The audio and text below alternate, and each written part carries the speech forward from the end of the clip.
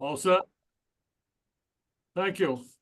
Welcome, everybody. I'm Ford Spalding, Chair of the Community Center Building Committee.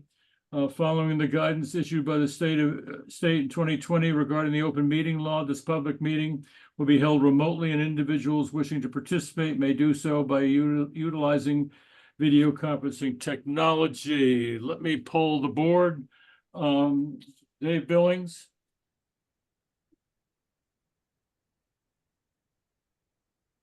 Dave, you're on mute.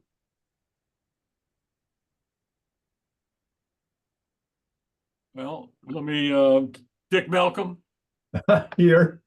Ruth Townsend, Here. Ford Spalding. Let me try. Can Dave, you hear me? Dave, you here? Can you hear me? We can.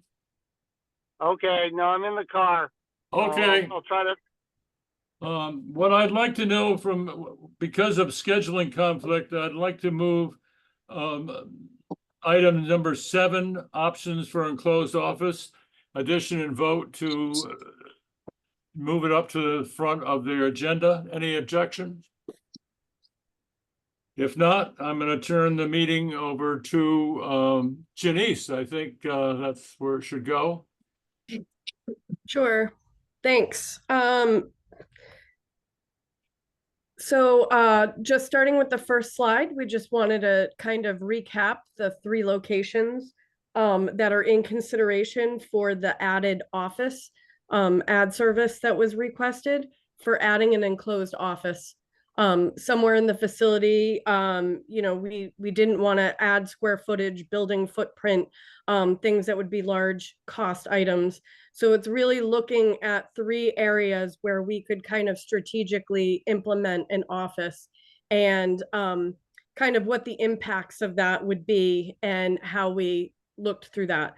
So just to quickly recap, we have location 1, which is the bottom location there at the front office. And that location there, we feel like it's not having a huge impact on already established program, because and we'll get into this later, we already had a workstation that was extra in that space. That basically what we're doing is we're reconfiguring that area to make it an enclosed office now and not really impacting the program. And that office is kind of next to our heart there, which is meant to be the heart of the community, which during programming was a really important element to all the discussions of how these spaces would be used, how the community center would be used in general. And so that was kind of important for us to note on that location. Location 2 was another one we had looked at. It does have an impact to program in that it impacts storage. So storage was something that was you know, looked at very closely and very carefully in programming, you know, just how much we really needed to be able to make these other community spaces work properly. Because, you know, if you're going to need to be able to clear out furniture to use it for you know, a tumbling class versus birthday party, when you do need tables, you know, we need storage spaces and whatnot to be able to move that furniture away and move it out of the space.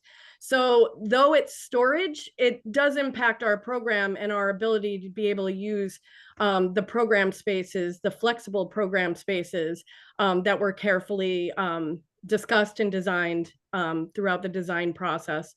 And the last location was kind of added on from the Board of Selectmen, and that was looking at an area that's called Lounge.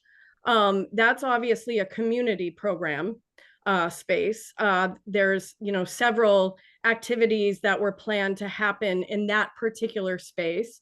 We'll get into this a little bit more in the slides to come. But essentially, you know, that space is more than a lounge. It was conceived as a meeting space. We couldn't really, for code reasons, use the term meeting, because then we have other code implications with having to add power to the floor and things that would be quite cost prohibitive in the 1910 building.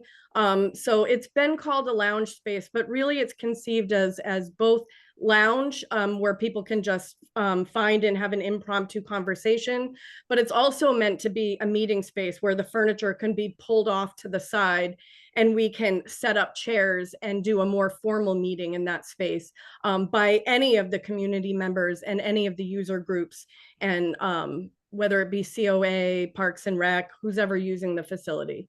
So we can go to the next slide. This is just a reminder of where we kind of landed with the programming. And this was at the end of, quite a bit of schematic design.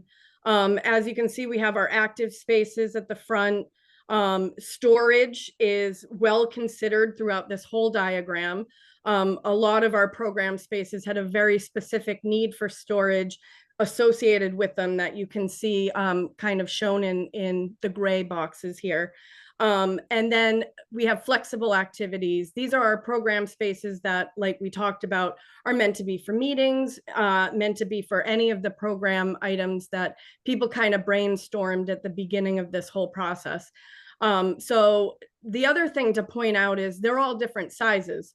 They're all different square footages on purpose because, one space may be too large for a certain program you want to have, where another one is right sized, and is appropriate for what you're trying to do, whether again, it be a birthday party or, a book club, for instance. The other thing to point out is we have a conference room, and then if you look over there, it's called gathering all the way to the right. So that is what our lounge became. Again, it was first conceived at the end of programming as a gathering space. It was kind of talked about as a meeting space. And then due to code implications, it was labeled lounge. It can be called anything you want, but all of those programs are meant to kind of happen there: gathering, meeting, lounge. It also could be for card games or exactly, yeah. People having being able to read a newspaper, just socializing in a comfortable space. Socializing in a comfortable space, but also allowing you to not be right on the public thoroughfare of the cafe and whatnot, and have a more quiet space for something like that.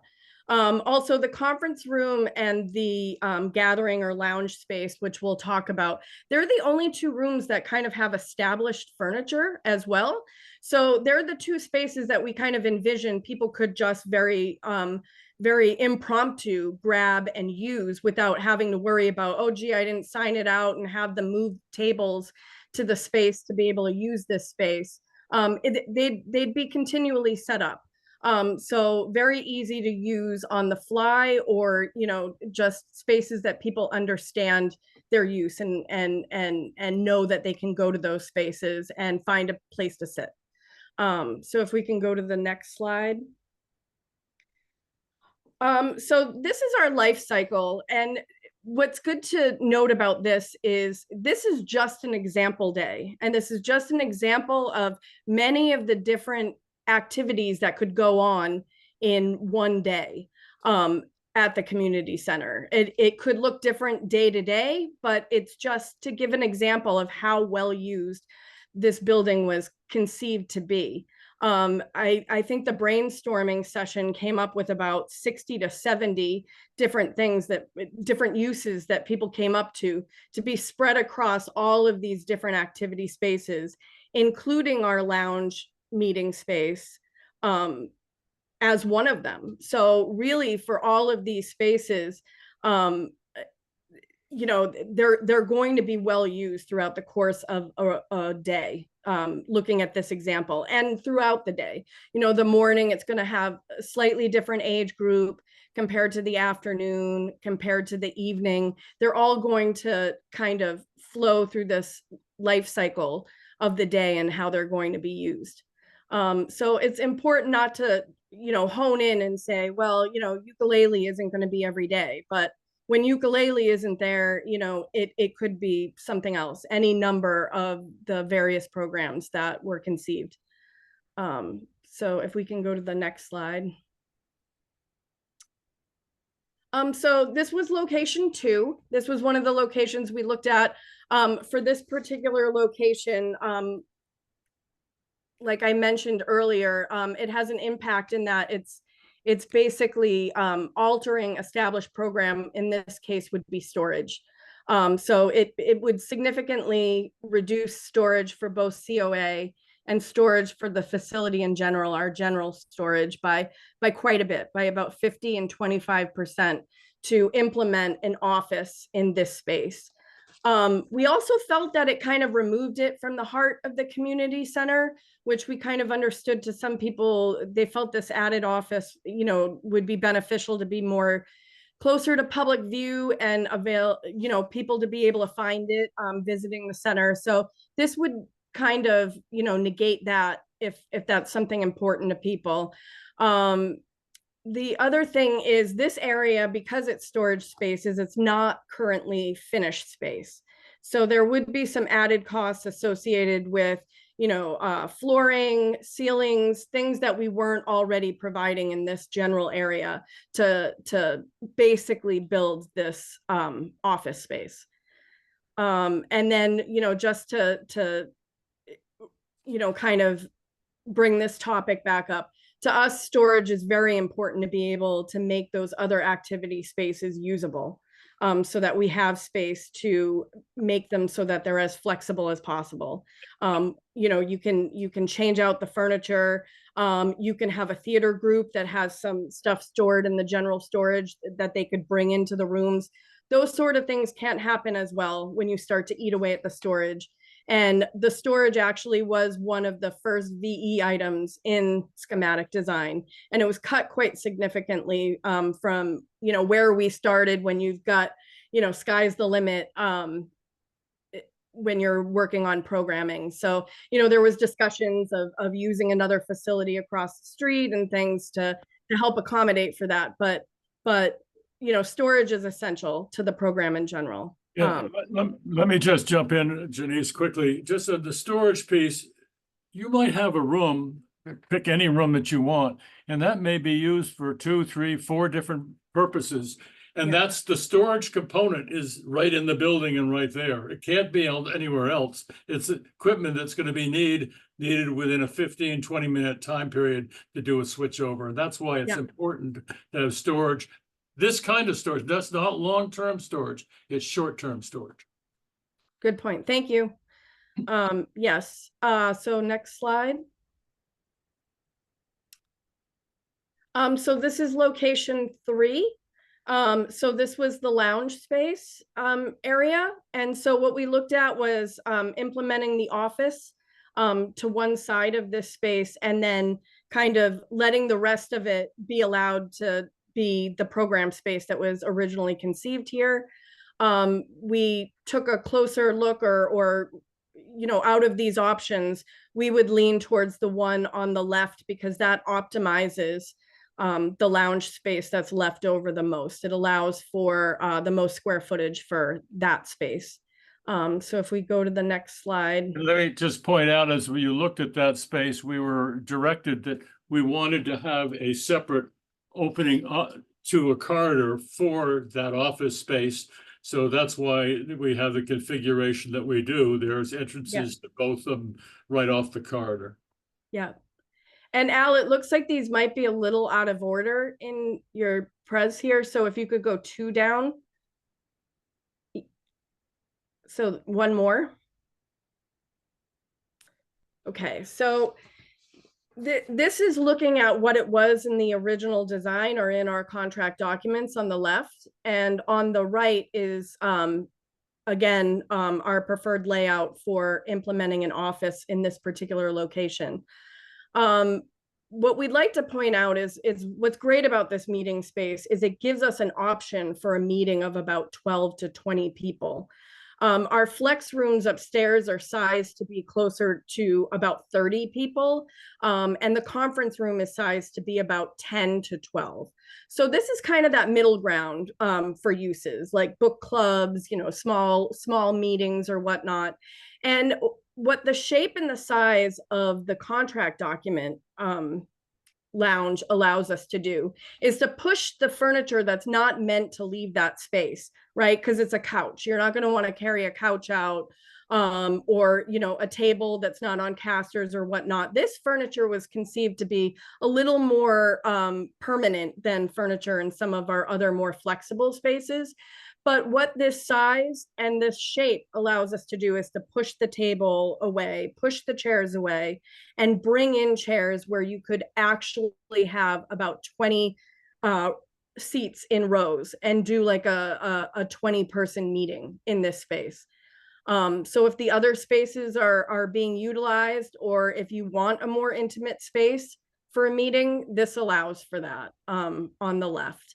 When we cut it down to add the office, essentially what it does is it doesn't really allow for us to push furniture to the side and have a shape that we can conceivably put into rows to have a meeting in that. So it really, this would be an informal meeting of 9, which is what the furniture kind of already yields, is what we're finding for that particular room. So we kind of lose a use for this room that had been conceived, which is being able, again, to kind of clear it out a little bit and get seating in the middle for a meeting or whatnot. It also becomes quite tight. You know, the space on the left has 3 kind of informal seating areas. It's got some chairs. It has like a couch and some chairs. And then, like Ford had mentioned, it does have a table where card games or board games could be played. Or, you know, a small impromptu meeting of a few people. That all becomes a little tighter, obviously, in the lounge on the right. It's a little harder if you're using, you know, anything for mobility issues to get around these things. It still works. It's still ADA, but, you know, it's tighter. It's definitely tighter. If I could just jump in again, Janice, I think it's important for us to recall, this has all come out from our community input. We've had meetings, sometimes close to 100 people, and they came in with ideas that they wanted for this community center. The community helped build this. They helped build the programs. And that's what we were responding to when we designed this building. It's half the size of our original building. It's only 20,000 square feet. But we feel through the design work, based on the programs that were recommended, we were able to do it within the configuration that had already been planned beforehand. So the community invested in this. They're the ones that wanted to do this. I believe that when they looked at the community center, they were voting on the type of work that they all did. Just throwing that out. Go ahead, Janice.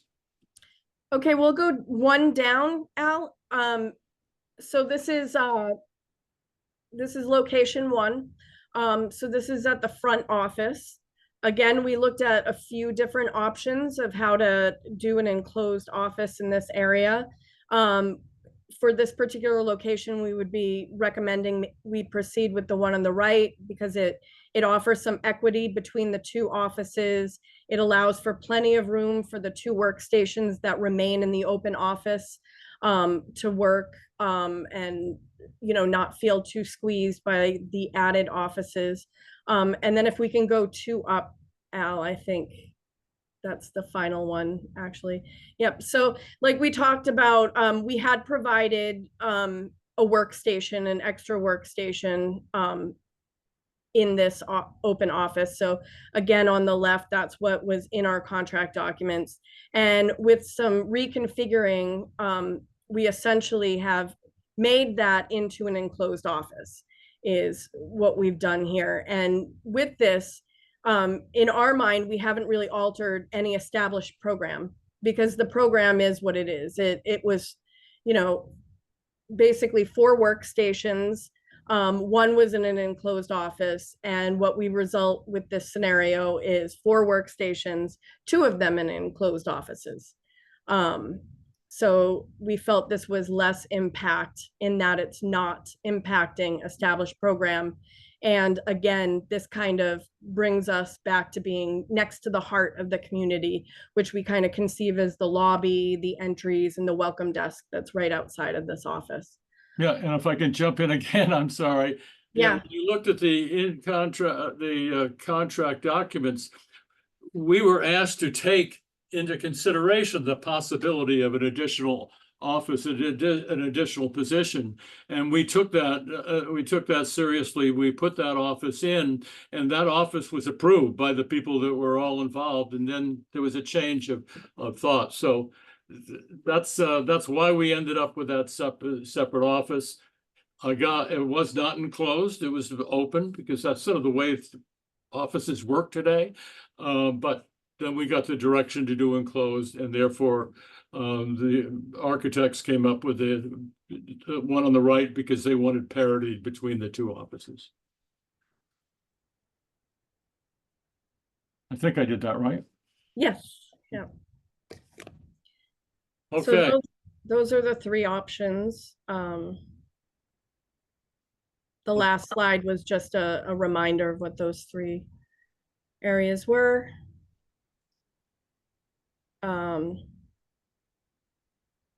Again, we feel the office space has, you know, the least amount of impact, as it's not altering established program that we think is important for the facility to function as a whole. next. So should I go over the cost now for Yes, please. cost and schedule? Yeah, so we went back to the contractor, and initially we had received that rough estimate. And I wanna stress that these estimates, they have not been vetted by subcontractors. We don't have the construction documents yet. So this is like a best guess, rough order of magnitude estimate.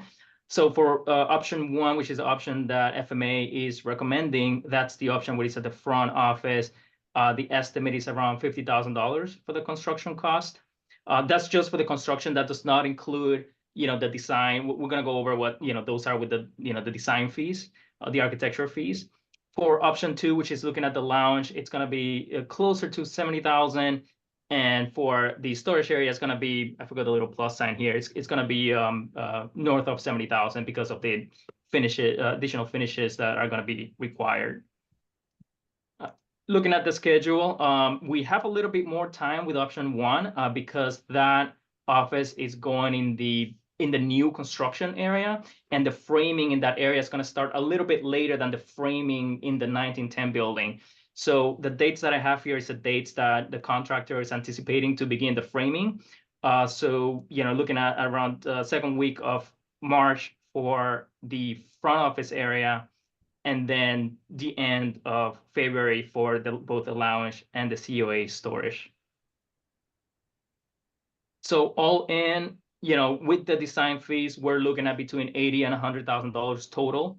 That includes the difference there being, between option one, which is the front of the house area, and the COA/lounge area.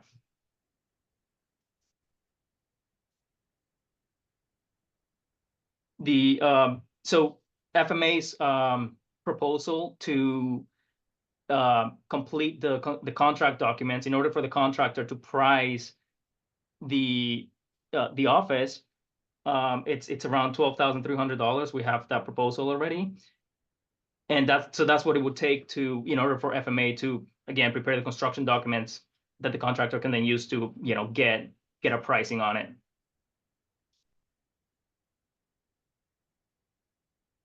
And we're anticipating holding the vote at the Board of Selectmen's meeting on the 11th, which is actually Thursday. Anything else, Al? No, that's it. So the decision that I'm going to ask the building committee to make after a discussion is to pick which option we are going to recommend. This is just to recommend to the Board of Selectmen on the 11th. We know what FMA has recommended. It's up to us to make a recommendation to the Board of Selectmen. We will meet with them on the 11th. We'll do the same presentation to the Board of Selectmen on the 11th. And we would expect that they would make a decision as to which option they want. If they don't want to make a decision at that time, they can push it off, but delay is money. And, the further down the line, This work could be done at any time. However, it's gonna, when you do that, you're just delaying the project. We've already experienced that once, and I really hope we don't do it again. So we're hoping the selectmen can make a decision at that date. So let me open up to the discussion to the committee and your thoughts on the presentation and where we are and how you wish to proceed. Somebody Can hop in. Hi, it's Ruth. Can I just ask, with all the different options that we've got, is any one of them going to delay the project more than others in terms of the work that needs doing? Not right now, Ruth, but we are getting close. So assuming that we hold the Board of Selectmen's, vote on to authorize FMA to proceed with the construction documents on Thursday, then we're looking at, potentially voting on authorizing the contractor to proceed with construction at the end of February, which is, really close to when they're going to start framing. So we're definitely close, but at this point, we're not assuming that, we maintain the schedule. We should be okay on that. So Board, can I ask John all- Jeffries, can I ask a question John, regarding that? John, let me just hold that. Let me just stay with the committee right now, please. Can I was going to say, I just wanted to finish because I had another follow-on question for Al. So what I was really meaning was, with when you look at the three different options, I know that we've got to get through this process and vote and anything, but say if we went with the lounge, is that going to take a shorter amount? Will that have a bigger impact on the final end date, or are they all going to be round about the same? Is there going to be one that's going to throw in more difficulty and add more time to the schedule? Yeah, so for example, like the COA storage will probably take a little bit longer because there's other finishes to consider, but I don't believe at this point that we're going to be looking at a delay to the project. If, I think the potential delay would be if, say, we push the decision-making process too far out. But as far as the build out of the three offices, I do not believe that there needs to be a time extension for that. Okay, cool. Thank you. Dick, Dave? Yeah, I think I'll weigh in I go along, I endorse the FMA's recommendation on option one, and to me, it just boils really down to, it's the one that's least impactful to the programming. And for that reason, it seems like that office area is the logical place to put it, and to just rejigger that to incorporate an enclosed office, so you get two enclosed offices out of that space. It doesn't affect the programming for COA or storage, or doesn't, the lounge area still remains the size it was intended for. It doesn't get shrunk to make the space kind of an odd shaped space, and may not function the way the programming was intended to function for that space. So I like the idea of option one in the office area. I do agree with Dick that to me, it's the most logical location for it programmatically in the building. Also, I think gives it the most flexibility if there happens to not be someone in that position immediately. It's still a useful office for Park and Rec and for whoever else may use the building.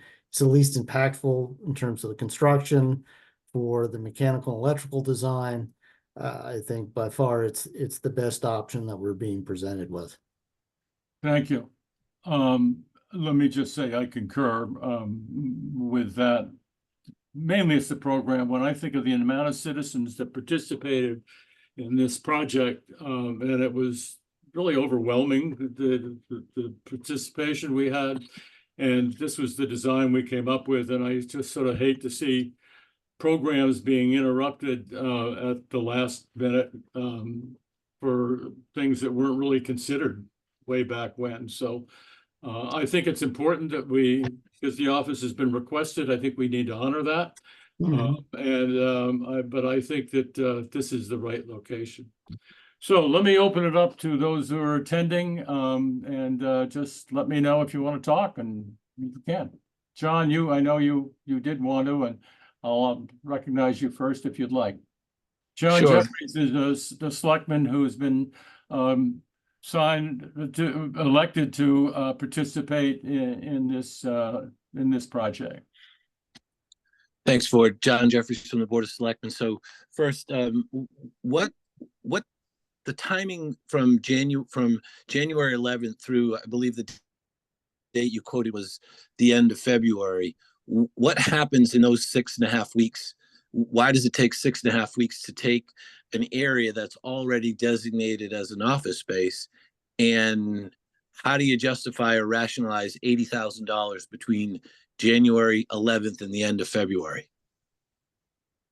Yeah, I can take that question. So the $80,000 to $100,000 estimate includes all of the architect's design fees. It includes the $8,800 that we spent looking at doing the feasibility study on the open office area, as well as the COA storage.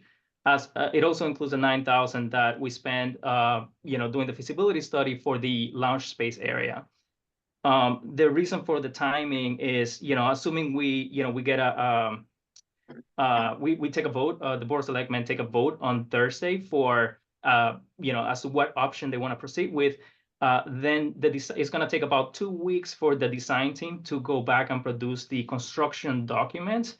That's essentially going back to all of the all of the engineers, mechanical, electrical, plumbing, fire protection, and they're going to have to, produce those documents. So that, and the next step, that's going to be about a 2-week process. The next step after that will be to get those documents out to the contractor, and then they're going to work with their subcontractors, plumbing, electrical, mechanical, fire protection, to get a price on it. The next step after that will be to present that to that number to the building committee, and take a vote on it, on whether they want to proceed with that, recommend approval of that change order. And then the step after that will be to present it to the Board of Selectmen and have the Board of Selectmen voting on whether they want to authorize the contractor to proceed with that change order. And that change order will be for the actual construction of the project, which right now the rough estimate is between 50 and 70,000. That could vary. Okay. Also, what we're talking about is so we're going to the engineers, which are varied, as well as the subcontractors. So there's a process that we have to go through. It's a public process. And also this is coming out, there is money. Well, we don't know if there's money. The money will come out of contingencies. Yeah. So hopefully there'll be enough money to finish the project, but this will add to the contingency hit to that project. So the actual number that you're referring to, the $80,000, we've already spent approximately 20,000 of that $80,000. So the number is actually about $60,000, correct? That is correct. Now, the next step would be to authorize the architect to produce those construction documents. That cost is estimated to be around $12,300. And then, the construction cost will be after that, once we get the pricing from the contractor. Okay. So again, just using that number, $12,300. So now you're down to $40,000, $45,000 in that range to essentially close in an office that already existed in the documents, where we're not making dramatic changes. There's quite literally, we're not building new walls. We're simply enclosing a space. There's no additional square footage that's being required. This is essentially $40,000 to take an area that exists and make it an office space. Well, but it's not as simple as that, John, and Why not? I'll let Al or the architects go into it, because it does affect lots of different other trades. Go ahead. Yeah, so we have, additional electrical requirements for, tel data, lighting requirements. We have, but you already have that. You have that in the office that's right next door. So there's nothing you're not adding anything additional to the office that's right next door. We're enclosing an office. That's the difference. So there will be, so for example, right, one example would be the mechanical systems. Right now, we have only and Janice, you can correct me if I'm wrong here, but right now we have one unit, for example, one unit serving this this common space. We're gonna have to add another unit because now we have 2 offices. So for we need additional we need additional sprinkler heads to to get the right coverage. Why? And Why would you need 2 additional sprinkler heads when you have the amount of square feet that you have? We're not creating new square feet. You have to have sprinkler systems for the space next to the office. If you had an office for Park and Rec, it makes absolutely no sense why you would have any additional sprinkler heads for an office that's right next door. How's that possible? They will need to investigate the spacing that they have. Once you add walls, you can only be a certain distance away and whatnot, and they'll have to rerun their numbers. Every time they do a sprinkler design, they have to basically do the engineering. The contractor does the engineering, which needs to be signed off on. So all of that will need to be redone. So I'm sure their costs include redoing calculations and engineering that they had done before. So you're saying that the $12,300 is essentially to take approximately 80 hours, your words, 2 weeks, to come up with whether we have the right amount of space between sprinklers. No, that is the contractor's work. Our work is to basically do the change within the contract documents, and it's not just us, it's all of our engineers. So it's sprinklers. How many engineers are we talking about? It's electrical, fire protection, technology. What specifically is HVAC. technology? Technology would be all of the data ports and whatnot. So they would need to amend their documents to show where those are moving. They're not moving. And which panel they come off of and where they need to be tied back to and whatnot. It's not as significant as if we were adding it, you're right, but there is work involved in doing this. And they need to double check it. They need to, rerun numbers sometimes and make sure they're not overloading panels. There's work involved. Nobody is disputing that there's work involved. It seems to me to be outrageous that we're talking about existing space and now we're down to somehow segmenting the final, let's call it $45,000. That you're essentially taking space that exists. You have all the mechanicals, all the engineering, all the sprinkler, all the fire protection you would possibly need for the space that is 4 inches between one office and another office. You're talking about a 10 by 10 office and a 10 by 10 office, correct? Yes, and I do want to point out that our time also includes us meeting with the contractors to make sure they understand the scope. It includes re-reviewing. The scope isn't changed. The scope has never changed. The scope has Please let her finish. Yeah, we've moved the millwork, which they need to understand shouldn't be an ad scope, but when they first see drawings and they see something new, contractors typically are like, oh, this is new scope. So we usually have to sit down and vet with them that it's not new scope. We've just moved the same millwork from one side to the other, and maybe we need to change some dimensions of that millwork. So that includes us changing some drawings so that they can then do their new shop drawings based on new dimensions.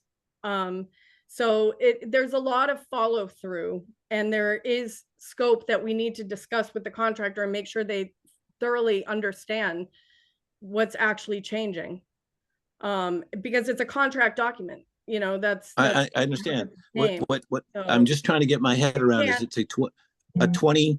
You're talking about let's just round it up to a 20,000 square feet, as Ford said in his opening remarks. We had a 40,000 square foot building. We now have an 18,000 square foot building.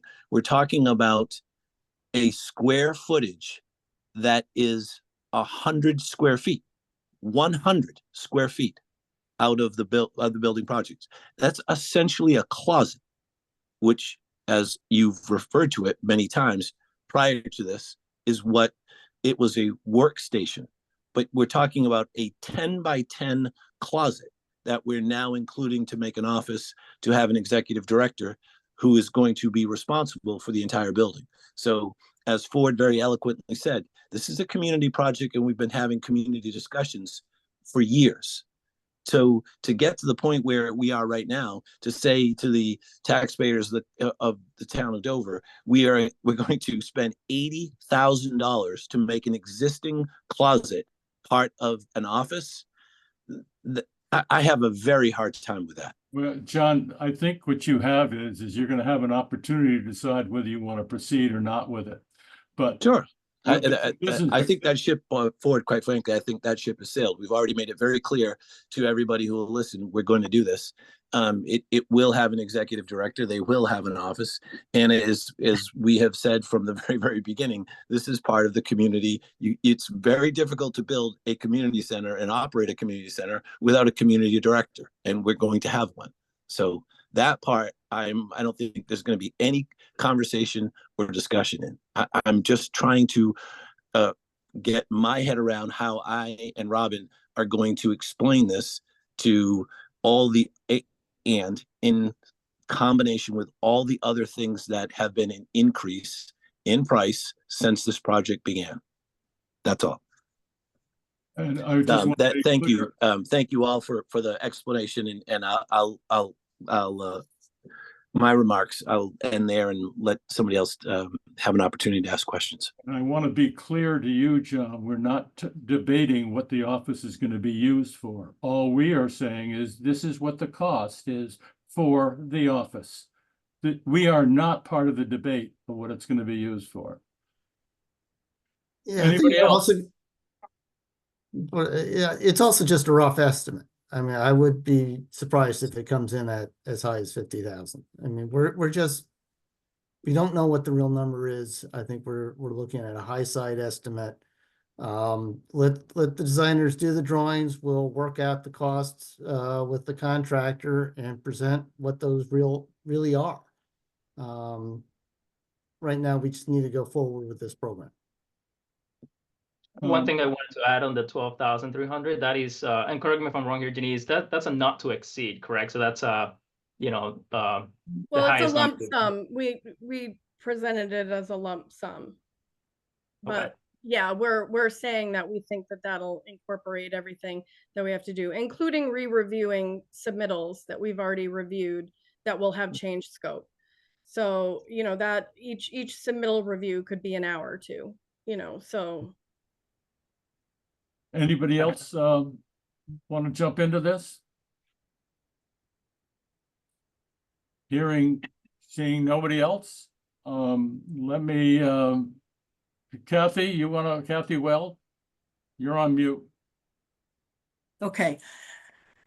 I'm having trouble sort of seeing the logic. It almost seems like the cart before the horse, because we don't have the position that we're trying to create this office for. The town hasn't approved it. They haven't even been asked to consider whether they think it's a good idea. But usually if you were changing big pieces of how the town is governed and managed, you might get some citizen input. So we haven't really had that. We've had a lot of citizen input on what is supposed to be included in this community center.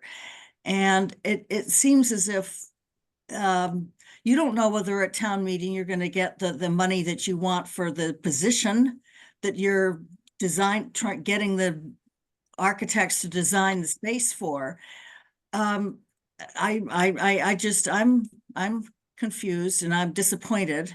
And we've had too many setbacks already just because we can't decide and make decisions in the proper order. So that's just my comment. I don't have a solution. Thank you. Anyone else have any comments? If not, let me poll the board. I'm going to make a motion that we recommend to the Board of Selectmen after our presentation on Thursday. Is it option 3? Which option was it again? That's option 1, I think. Option one, that would be our recommendation to the Board of Selectmen. Is there a second? Second. Any discussion? We poll the board. David Billings, Yes. Dick Malcolm, Yes. Ruth Townsend, Yes. and Ford Spalding, yes. Thank you very much. Thank you, Janice. Appreciate it. Thanks. Denise. Sorry, I have to jet, so thank you. Yep. Thank you. Thank you. Let me go back to our agenda item number 2, which is our minutes for approval for December 11. I'll accept the motion to approve. Motion.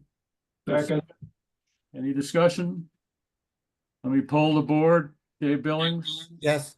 Dick Malcolm, Yes. Ruth Townsend, Yes. Ford Spalding, yes. Next is construction progress and schedule. Al, I'm gonna turn this over to you. Thank you, Ford. All right, so during the month of December, which is the month that we're approving the contractor's payment application for, the construction progress included completing all of the foundations, waterproofing, exterior insulation, and backfilling. At the Pavilion building, we also completed the underground plumbing, and that was signed off by the inspector. In the 1910 building, the new window openings were done, and repointing was at about 30% complete. Since the beginning of January, the progress includes completing the underground electrical at the Pavilion building. That's also been signed off by the inspector, as well as backfilling that area. And it's now ready for placement of the slab there. The gym building, CMU staging started, and it's about 85% complete now. And repointing of the 1910 building, it is ongoing. Looking ahead, the Pavilion slab placement is scheduled for the 11th. Steel delivery is still on target for the 16th of January. And the steel erection activities are anticipated to be completed around middle of February. Additionally, at the gym, we're anticipating CMU completion by the 22nd of January. So steel erection and CMU activities are going to be going on in parallel. Any questions on the progress? All right, let's look at some photos. So the beginning of December, picture on the left shows what the Pavilion building foundations look like. You can see they were forming for the foundation walls. The foundations wall were poured on the 6th of December. Picture on the right shows all the foundation walls complete. The black stuff is a waterproofing as well. And then you can see some of the pink stuff is the insulation. And then the same area in the Pavilion building by the 2nd of January, the plumbing, you can see all the piping had been completed and signed off. And then the picture on the right is from last Friday, and it shows, they were doing some of the electrical underground, and then they backfilled some of the slab, the piping.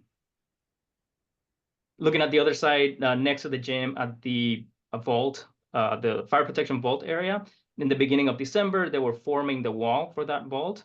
And then by the 7th of December, you can see the walls complete. They have some waterproofing on the backside and insulation on the inside. And the picture on the left here shows you what that area looks like as of last Friday, and that whole area is backfilled now. Picture on the right shows the gym area. They started forming for the footings on the 12th of December. By the 21st of December, the footings were done. As you can see here, some of the concrete, and they were forming some of the foundation walls. And then the picture on the right shows what it looks like as of last Friday. So you can see all of the staging with some of the CMU block already staged. And that's for the gym. That's the gym, yeah. So it's a nice picture because you can actually start to see it like taking, forming in 3D space. So it's really nice to see the staging up. And lastly, in the 1910 buildings, they scanned some of the existing footings to see if they can stay. So they're working with the engineers to determine that. That's in the 1910 building. And then, like I mentioned, you can see some of the new window openings in that building. Any questions on the construction progress? So weather-wise, we've had great weather the last couple of weeks anyway. This week is going to be a little more challenging. It'll be nice when we get inside and then we don't have to worry about it. So the quicker we get inside, the better. So. Yep, they're working on some of the winter conditions. So they're going to tarp all of these up and put heaters in there for the masons to work there. So as far as the construction schedule, we have an updated schedule now. we were working over the last couple of months, we were going back and forth on the time extension that, we were looking at. And so we determined, Colliers, through a number of meetings internally and with the contractor, determined that the contractor is entitled to the 17 calendar days for the additional asbestos work, as well as 11 days for going through the process of determining, there were some questions as to where some of the asbestos was, and so it's looking at that, looking at those days. So what the schedule here shows is they were originally contractually required to complete the project in the beginning of September of this year. With the time extension, they're required completion date, it's October. However, when they updated the schedule, it looks like they have a path to completing the project earlier than that, by essentially the second week of September. So that's really good news. They resequenced the entire schedule to try to make up for some of the time lost. And so it looks like we're very close to our original target date, despite all of the additional asbestos work that we had to address. That is very good news. Yep. So that's the substantial completion date. Right now they're looking at, again, the second week of September. That's when the owner, they will have the certificate of occupancy at that time. So technically the owner can legally occupy the building. It's going to take about a month after that to go through the punch list process. Essentially just minor things that do not affect life safety, but that still need to be completed. And it's going to be about a month after that. But during that period of time, we may be able to start moving in during that period of time. Correct. So as I look at the attendees and I see Janet Claypool and Mark Galani, I bet they're starting to smile just a little bit. Okay. All right, so Al, does this mean that they are looking for just a 9-day extension in the contract? Yep. So I just got the schedule. So I Okay. did notice that. So I need to go back and work with them on that now, because now it looks like, hey, if you guys can you think that you can complete this project only 9 days later, we need to look back at that delay again. So good cash. Yeah, Dave. I mean, we own the float that's in the contract and. Yeah. All right. Yep. Great catch. That's I fine. need to work with them on that. Dave, I think I'm correct in saying it's decidedly to their advantage to be on time. Oh, yeah, no, I think it certainly is. They want to get in and out of there. Yeah.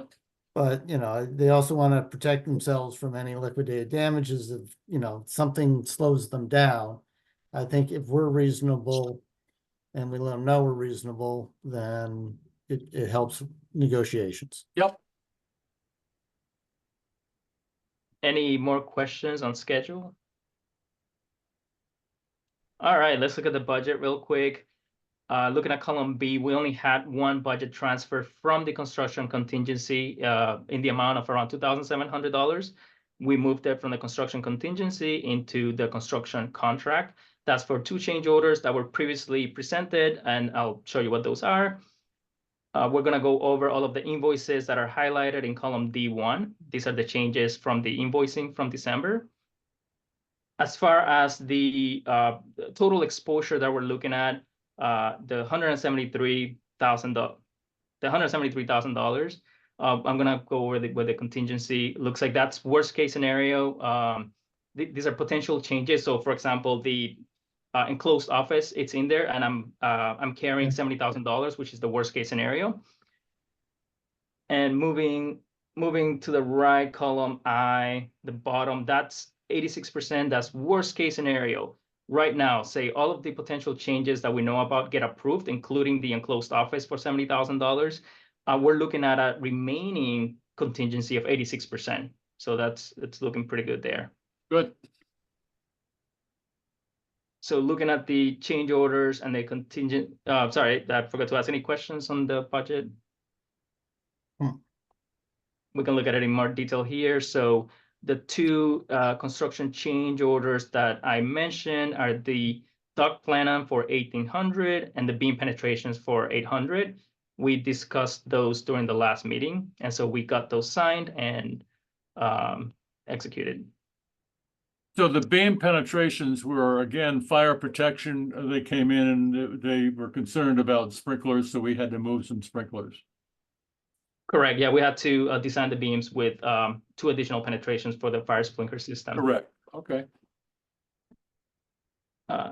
Moving into the pending change orders, these are the ones that have not been approved yet. The first one I highlighted is the additional sprinkler heads. David, I know, Yep. we discussed last time about going back to them. We did go back to them on that. And essentially what they said is, they hadn't done the engineering at that point when they were looking at the, the bid documents. And so they couldn't have known that those were going to be needed. They hadn't laid those out. And so FMA, myself, we went back, we looked at the spec language, we, talked to their fire protection engineer. And while the project manual does say, hey, you need to provide a code compliant system, it does say that the fire sprinkler subcontractor needs to provide any additional devices that are obvious.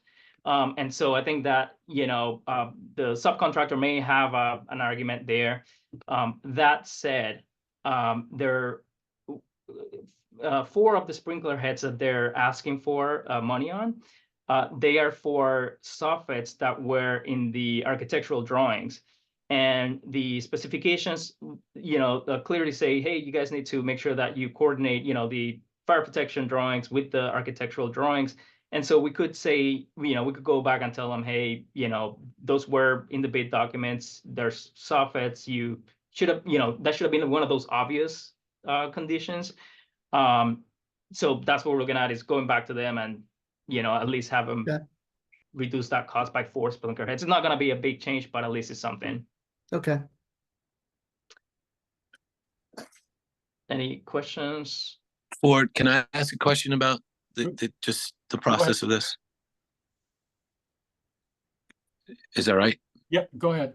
So I'm just trying to take notes as you're speaking, and again, obviously, I apologize I tried to go back and I read as many of Bob's notes, and he took a lot of notes. So I'm literally, over the past 10 days, I've been trying to familiarize myself with all of this, and so excuse me if you've heard this from Bob or you've heard it from us before, but you just said that he had done the spec documents and they didn't prior to the bid. Is that common to do? And anybody can answer this. It sounds to me that's just so blatantly their responsibility to have done this prior to the bid. Is that correct? Jenna, you're referring to the sprinklers? The sprinkler heads. I'm sorry. Thank you. Yes, sir, I am. The sprinkler heads. Yeah, so, what's interesting about that is, like, as opposed to mechanical, electrical, and plumbing, fire protection is what's considered delegated design, meaning that the sign off, the person that signs off on those design drawings, it's not the architects, engineers, it's the subcontractor. And so, the drawings that go out to bid are essentially preliminary, and, the subcontractors, look at that and they try to put together a price. But at that point, the full engineering drawings haven't been done yet. They're done after they get the project. And it makes sense that, they're not going to spend the time doing all of the engineering if they're not even sure that they're going to get the project. That happens later through the submittal process. And that's when, we get the full engineering drawings, and we know whether we need, sometimes, we need a couple additional sprinkler heads because of, when they do their engineering and lay out all the sprinkler heads where they're supposed to go. Okay. Yeah, John, also this sprinklers are what's called as a wild sub bid. They don't necessarily need to coordinate all the other drawings. It's one of the particulars in the public bid process.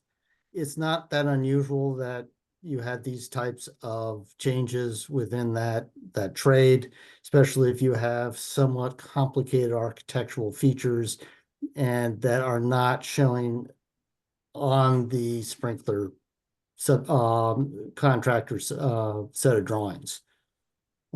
This is not that unusual. Okay. I thank you. It's kind of why we have contingencies for these things. Yeah. Thank you. Yeah, sprinklers are a little different than some of the other trades.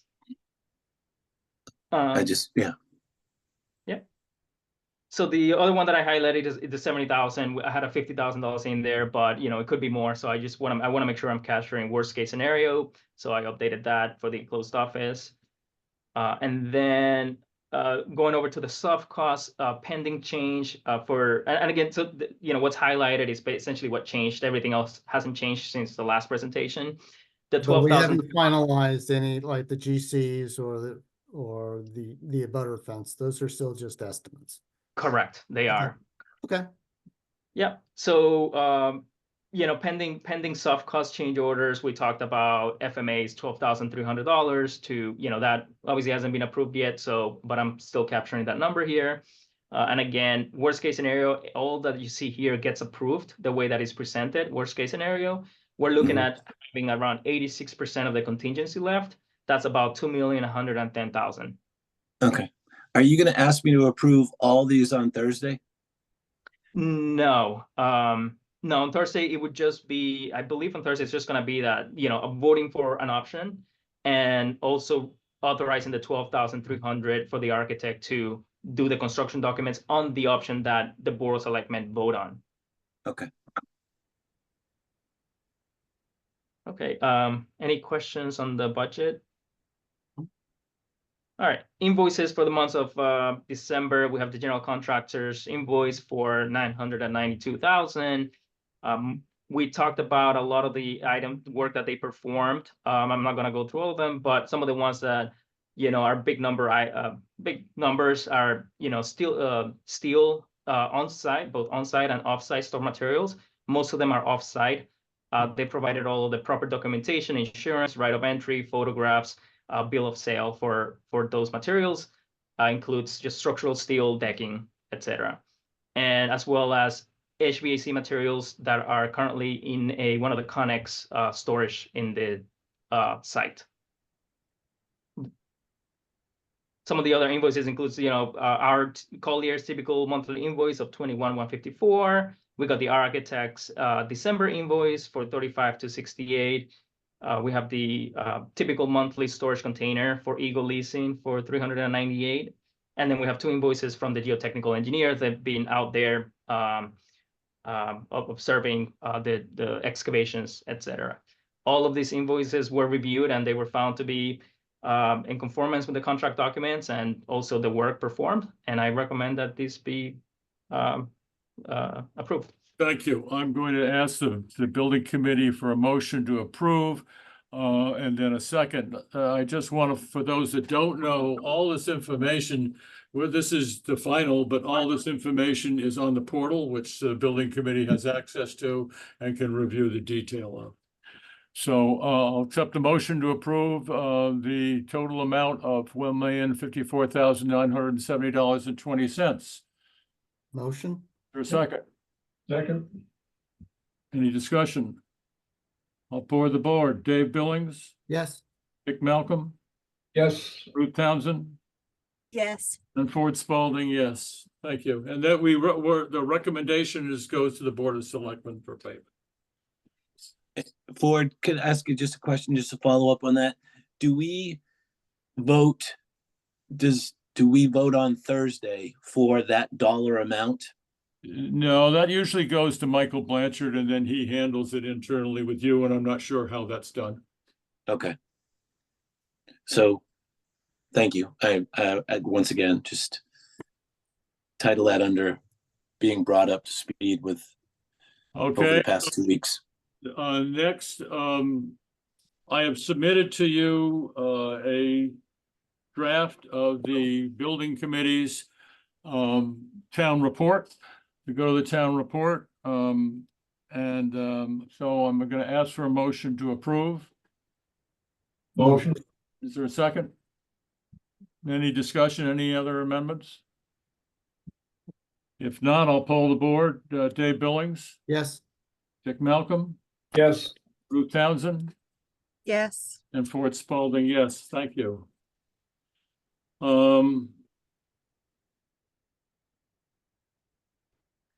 Next is the election for a committee chair. As you all know, that effective February 1, as you all know, I am leaving Dover, and therefore I obviously cannot be chair of the committee, and nor will I be on the committee. So I'm going to nominate Dick Malcolm to take my place as chair of the committee.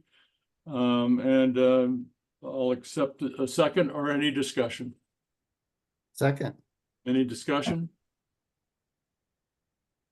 I will poll the board, Dick. Dave Billings, Yes. Dick Malcolm, Yes, Ruth Townsend, Yes. and Ford Spalding, yes. Dick So- will take over starting February 1st as chair of the committee, and it's been my pleasure to serve as that chair. You've done a wonderful job, Ford. Thank you. Thank you. Well, Ford, Citizens' thank, comments? Yes, John? if I may, thank you for so many different things.